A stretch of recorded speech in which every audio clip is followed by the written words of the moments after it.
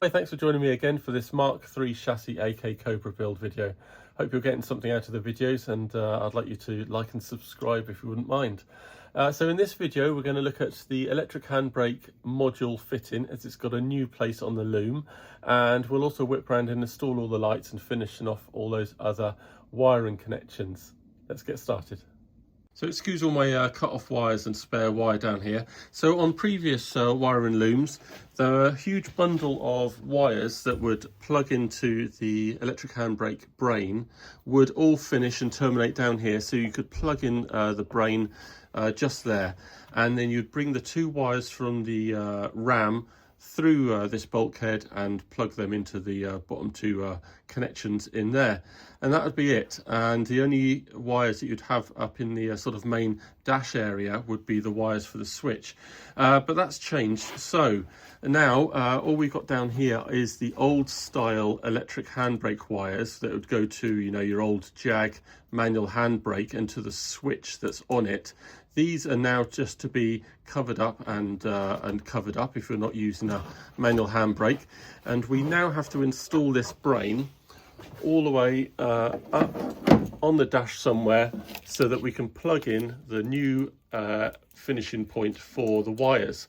So all these wires need to be going into the brain, and then of course we have these three wires that go into the dash plug, go to the electric handbrake switch that you install on the dash.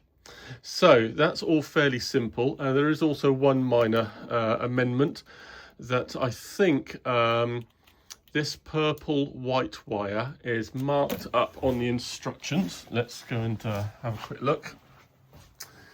It's marked up on the instructions as purple yellow, but in fact it is that purple white wire that I just showed you. All right, so back at the car. So we now have to bring the two wires from the ram that I gave enough length to easily get to here, and unfortunately I now need to extend them and take them all the way. So I will just buzz a small grommet through here, which is the usual sort of entry point for them, and I'll take them underneath this return all the way to the dash area. So we'll come into the dash area, and we need to find an area where we can mount the brain. And I used to mount it on a couple of bits of foam, just trying to save it from a bit of vibration and stuff, but I'm thinking that may not be necessary or even possible, and I'm a bit short of flat areas, so I may even put it on the roof just under here. However, I need to be aware of where the wiper mechanisms all go, and the Bundy tube that you have the worm gear going through. So I will just check all that out and have a little bit of a think, and then I'll take you along with what I decide. So the positioning of the module for the electric handbrake is actually quite a pain. So I was thinking of sticking it straight underneath here somewhere, because there's lots of things you need to be aware of. You've got your rear view mirror that may be mounted around here somewhere, and then you've got vents here, and obviously you've got the windscreen wiper gear and everything, and then the vents below will join onto these plastic sort of trumpets with some hoses down to your heater, which may be around here. So yeah, I've ummed and erred, and now I'm basically just sort of resigned to attaching it to this plate here. So I wanted to put a plate here anyway to hold the wires back nice and steady. I think the worm gear will be around here. This is flexible, I can bend it backwards and forwards. The trumpets should be fairly way in front.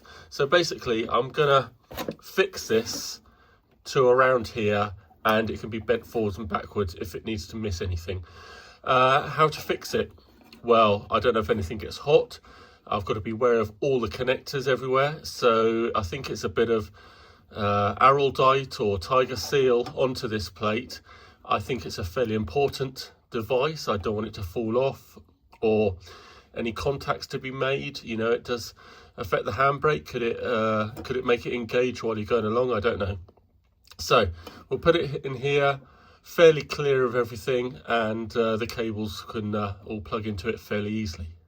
All right, so I've just had a little revelation. So I'm busy drilling the hole here to bring my RAM cables up through the front.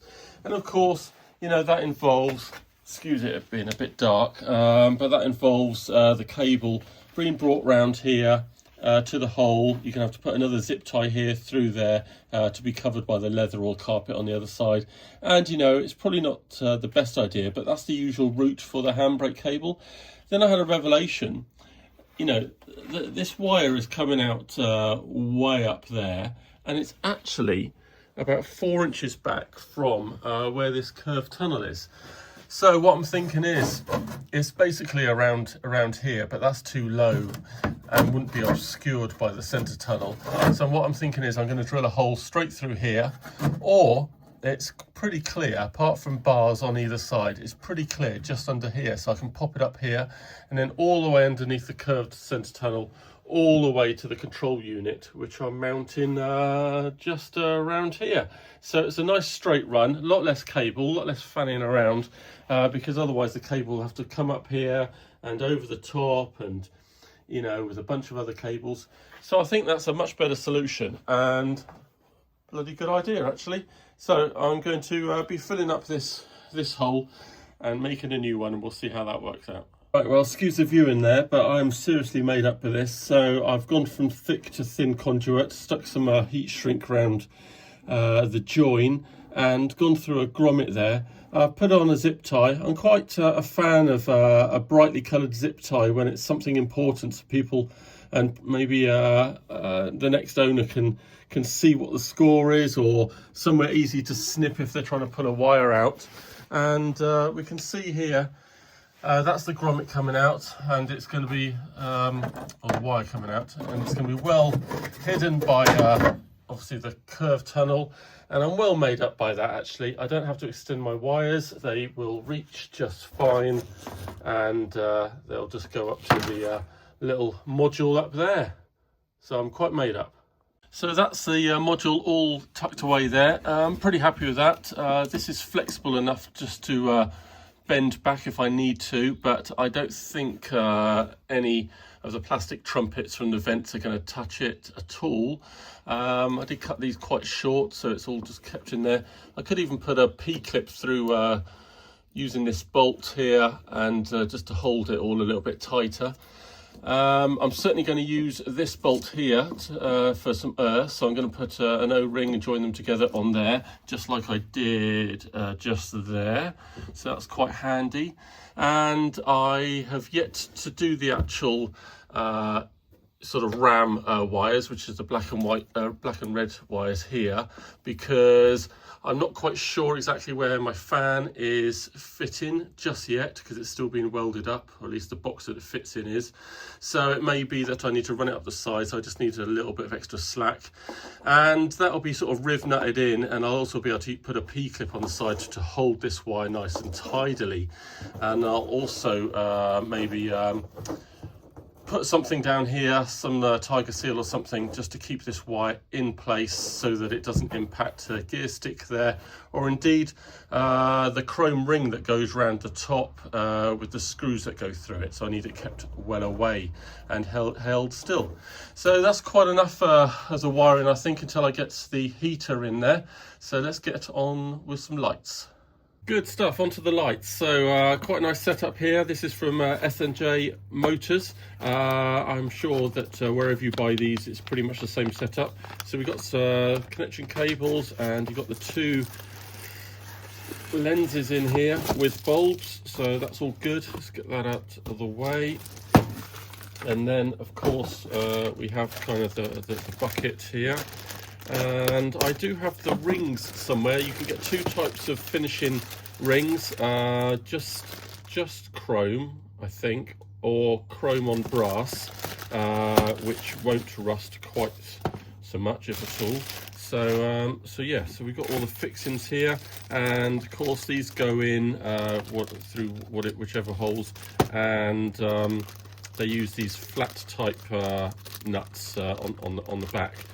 So what we need to do first of all is get these buckets mounted, onto the front of the car, and then we can put in the headlight and feed the wires through and see the exact length that we've got to play with.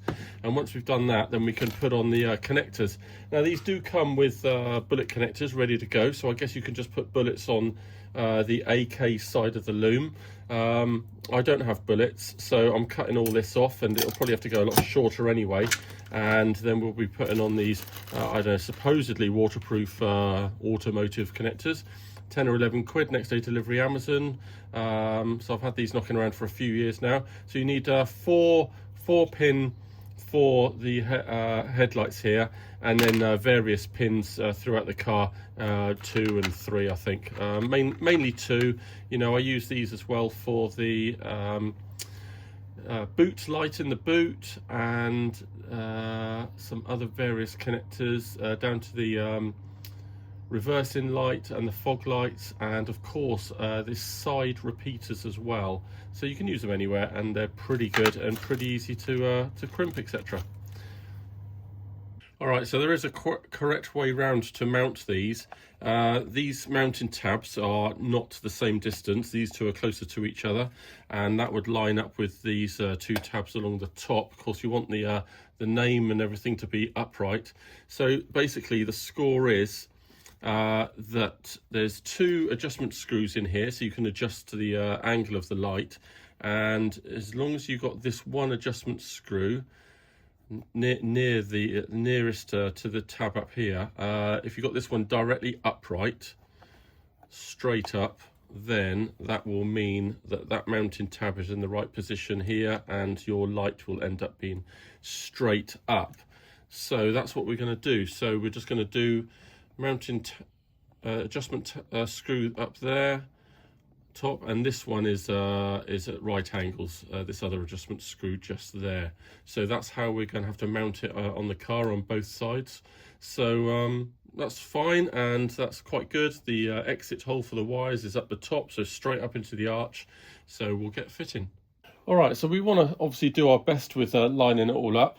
It's pretty difficult. The rubber is not an exact science, but you know, do your best for getting it exactly up and down, and not too much overhang at the bottom, the sides, etc.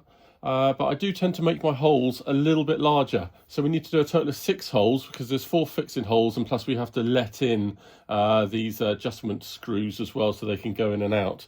And I tend to do them larger because, of course, we're not screwing into the bodywork, we're screwing through the bodywork into the flat nuts on the back side. So, you know, we just sort of go for it, and I'm just going to do some probably some 5mm holes, and that will allow us a fraction of adjustment, you know, millimetre either way, in case we need to just move them slightly when it comes back from paint and we start putting it all back together.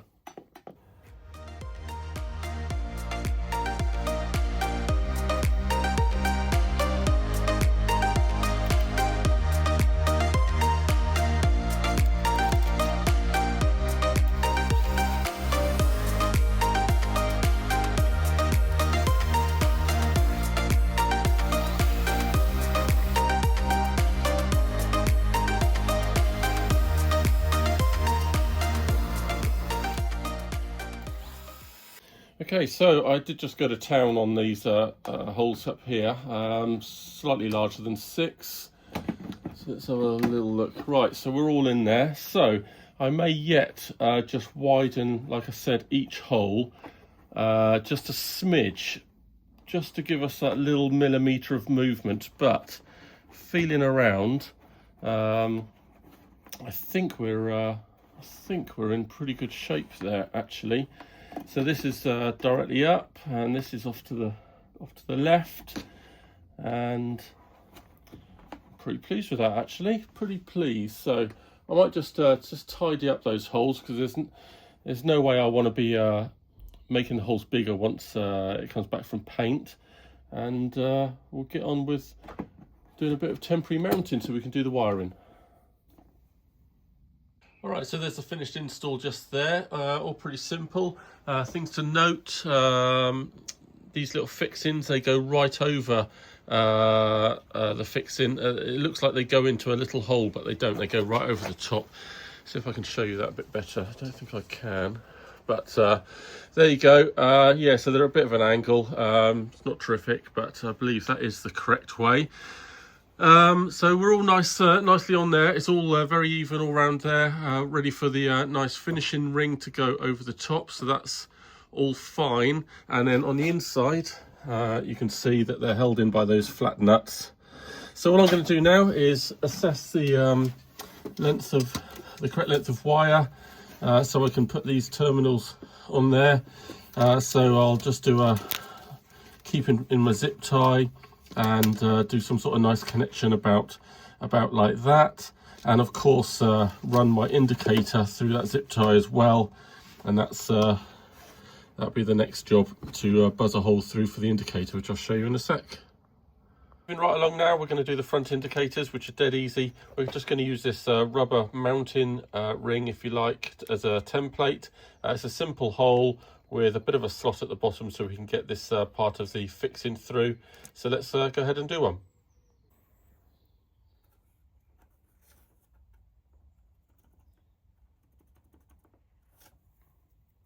Okay, I'm going to make these are probably sort of 5mm threads that are going through here, but I'm probably going to make about 6mm, just to give you that millimeter movement around after it comes back from paint. It's quite hard to see the edges here, exactly where it's going to fit.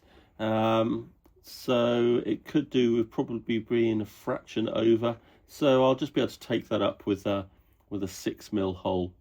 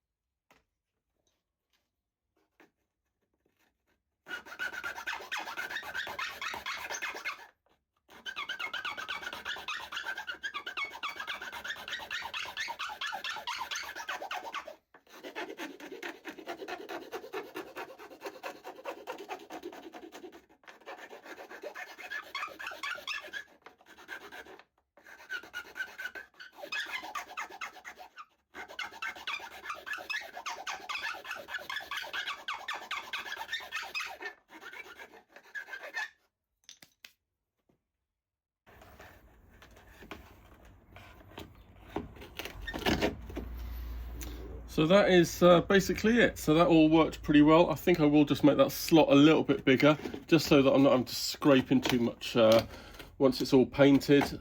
But it is actually all pretty good, actually. Quite like that. So dead easy. Now time to do the other side. There we go, the car's looking pretty good now that we've got the front indicators and lights on. So just to note on the back that it's all tidied away. Now I don't put the nylocks on here yet until it comes back from paint and it goes to IVA. No need, you'll probably have them undone a couple more times. So I just use the regular nuts on there. Just used a bit of off-cut sheath in there off of the headlights when I cut that short. So do what you can, and yeah, once that's all zip tied out of the way tightly, which I'll do in a second, then that's a good job. So it's pretty much the same for the rear lights. So I'm just going to do the rear easy lights, brake and indicator, and I'll show you what they look like. So there we go then, I've got the rear indicators and brake lights on. Did just have to maneuver and make the hole slightly bigger on this indicator. It was previously quite hard down and touching this light here, so I wanted to be able to just get a little bit more movement there, a bit of separation, and I've just got my holes sort of 6.5 mil, just so I can give them a tweak when it comes back from paint, make sure all my screw holes are all lined up. So I'm looking pretty good there, all happy with that. And now I can't do my reverse and fog light yet, because I really need to be taking the center line from the boot lock and light. It's all very well trying to measure from here, but if these look too far out when I've got the boot lock in, then it's going to look a bit odd, and that's pretty much going to denote my center line. So we'll have to do those later. So let's do the side lights. All right, so I'm not sure of the exact science of fitting the side lights, but I generally take a straight line up from the side of the vent here, and I just go up there with a ruler and make a straight line, and pretty much the same across the top. And I want to make my light about here. I just need to make sure that I leave enough space for the wood and the fitting that you have to put in there behind here for the sort of shark grills, the vents on the side.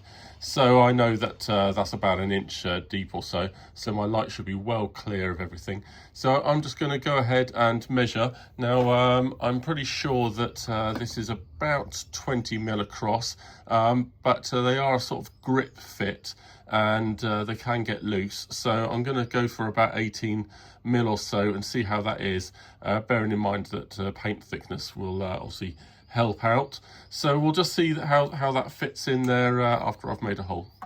There we go, we're all fitted up there, but just before I put an connector end on, I'll just show you a couple of tips. The body thickness can sometimes be quite thick, so I did just take the edge off on the inside, just so that the back end of this rubber can kind of clip, if you like, round the back. So yeah, nice firm fit in there. And just one other thing, I'm not sure what connectors you guys are using, but you need to be able to get it in and out of the hole. And I think if you're using these connectors, then this might be this end might be fractionally smaller, and obviously a little bit more pliable to be able to fit through the hole. Whereas let's just try the other one. Yeah, that's a bit tighter. It works, you know, before it's painted. So you'll probably be all right with either fitting, actually. That rounds off another video. We'll catch up on those other rear lights that I've got to French into the back there when I do the boot and boot lock and everything else in another video. So in the next video, we're going to be fitting the fuel cap and the windscreen and also the heater. See you again.